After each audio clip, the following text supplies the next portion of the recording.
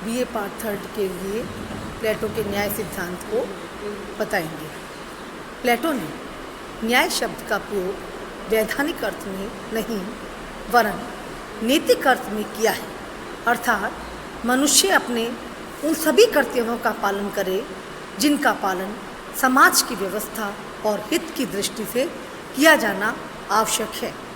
समाज अथवा राज्य समाज की आवश्यकता और व्यक्ति की योग्यता को दृष्टि में रखते हुए प्रत्येक व्यक्ति के लिए कुछ कर्तव्य निश्चित किए गए हैं।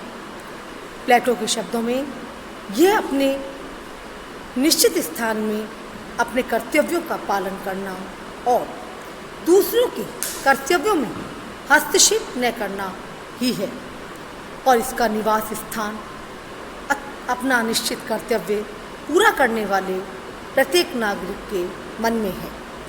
सेबाइन के शब्दों में न्याय समाज का एकता सूत्र है। यह उन व्यक्तियों के परस्पर तालमेल का नाम है जिनमें से प्रत्येक ने अपनी प्रकृति और शिक्षा दीक्षा के अनुसार अपने कर्तव्य को चुन लिया है और उसका पालन करता है। वह व्यक्तिगत धर्म भी है और सामाजिक धर्म भी, क्योंकि इसके द्वारा राज्य तथा उसके घटकों को परम कल्याण की प्राप्ति होती है।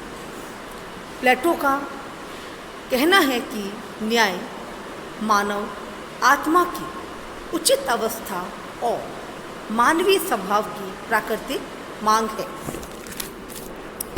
प्लेटो की धारणा है कि मानवीय आत्मा 3 तत्व विद्यमान है। पहला इंद्रिय तृष्णा, शौर्य, बुद्धि। इसी तरह राज्य में भी 3 वर्ग हैं। शासक वर्ग जिसमें विवेक है, सैनिक वर्ग जिसमें शौर्य है, साहस है, उत्पादक वर्ग जिसमें इंद्रिय तृष्णा है। प्लेटो की न्याय सिद्धांत की विशेषता है। नैतिक सिद्धांत यह कानूनी नहीं नैतिक सिद्धांत है।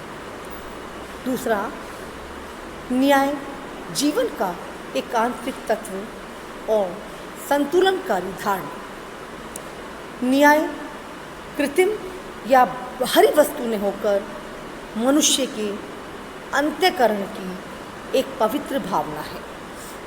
तीसरा, कार्य विशिष्टता का सिद्धांत। मानवीय जीवन के 3 नैसर्गिक तत्व हैं, विवेक, साहस और तृष्णा। राज्य के नागरिकों को क्रमशः 3 वर्गों में विभाजित किया जा सकता है। शासक वर्ग, सैनिक वर्ग, उत्पादक वर्ग। व्यक्ति के द्वारा अन्य व्यक्तियों के कार्यों में हस्तक्षेप न किया जाए, यही कार्य विशिष्टता का सिद्धांत है। चौथा है अति व्यक्तिवाद का विरोधी और सावयव एकता का सिद्धांत। समाज के विकास में ही व्यक्ति का विकास निहित है। कार्य विशिष्टता का सिद्धांत वर्गों और व्यक्तियों में भिन्नता उत्पन्न करने के लिए नहीं वरन एकता उत्पन्न करने के लिए अपनाया गया है। 5वां पॉइंट है दार्शनिक शासन, यानी राज्य का शासन विवेकशील, निस्वार्थ और कर्तव्यपरायण व्यक्तियों के हाथ में हो।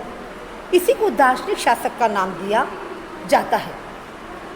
अतः नैतिकता तथा सदाचरण को प्रतिपादित करने के लिए तथा तत्कालीन राज्य और सामाजिक व्यवस्था की कुरीतियों को दूर करने के लिए प्लेटो ने श्रेष्ठ तर्कों के आधार पर न्याय के विचार को प्रतिपादित किया है।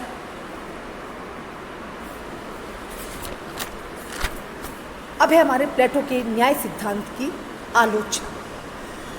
न्याय सिद्धांत की आलोचना करते हुए आलोचक कहते हैं कि असीमित शक्ति, क्योंकि प्लेटो ने दार्शनिक राजा को असीमित शक्ति दी है, तो असीमित शक्ति पूर्णतः भ्रष्ट कर देती है।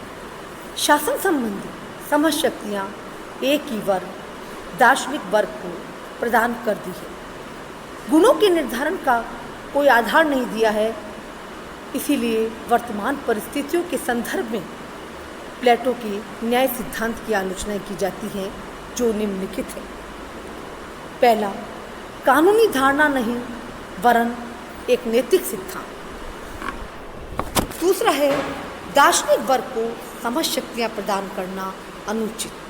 तीसरा है, मनुष्य और समाज का सर्वांगीण विकास संभव नहीं। चौथा है, गुणों के निर्धारण का कोई आधार नहीं।